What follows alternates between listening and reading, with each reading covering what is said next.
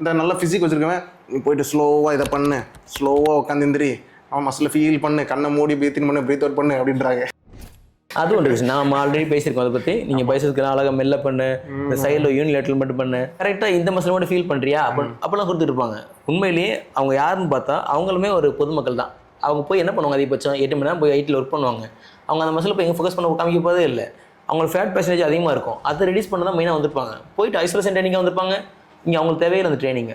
அவங்களுக்கு என்ன வேணுமோ அதை கொடுக்கணும். ஷார்ட் டைமில் அதிகமான ஃபேட்டை ரெடியூஸ் பண்ணி அவங்க சீக்கிரம் ரிசல்ட் அச்சீவ் பண்ணணும். அதுக்கு அதை தான் கொடுக்கணும் அவங்களுக்கு. இது உண்மையிலேயே அந்த கிளைண்ட்டுக்கு தெரியாது. அந்த கிளைண்ட் வந்து சரி இவர் ட்ரெயினர் சொல்கிறது போல வேத வாக்க நினச்சிட்டு இருப்பாரு, இவர் சொல்கிறது எல்லாமே இவர் தான் குரு, அவர் உசுர கூட கொடுப்பேன் இருப்பாங்க பல பேர். யாரையுமே மூடி பிளைண்டாக நம்புறது தப்பு. நீங்கள் எப்பயுமே ஒரு கிராஸ் செக் பண்ணணும், கொஸ்டின்ஸ் பண்ணணும். நல்ல ஒரு ட்ரெயினர்னா நீங்கள் கொஸ்டின் பண்ணால் கோப்பட மாட்டாங்க. சர்டிஃபைட் ட்ரெயினர்ஸ்னால், ஒரு எக்ஸ்பீரியன்ஸ் ட்ரெயினர்ஸ்னால் கண்டிப்பாக கோப்பட மாட்டாங்க. நீங்கள் என்ன கேட்குற கேள்விக்கு பதில் சொல்லுவாங்க. நீங்கள் கேட்குற கேள்விக்கு தெளிவாக பதில் சொல்லுவாங்க. அதுதான் ட்ரெயினர்ஸ், அதுதான் எக்ஸ்பீரியன்ஸ் ட்ரெயினர்ஸ், அதுதான் நாலேஜபிள் ட்ரெயினர்ஸ். நீங்கள் கேள்வி கேளுங்க, கேள்வி கேட்டு பதில் வரலாட்டி விட்டுட்டு போயிட்டே இருங்க. இங்கே ட்ரெயினர்ஸ் அவ்வளோ பேர் இருக்காங்க, நல்ல ட்ரெயினர்ஸ் இல்லாமல் இல்லை. நீங்கள் தேடி பிடிச்சி போக மாட்டீங்க, அதான் உண்மை.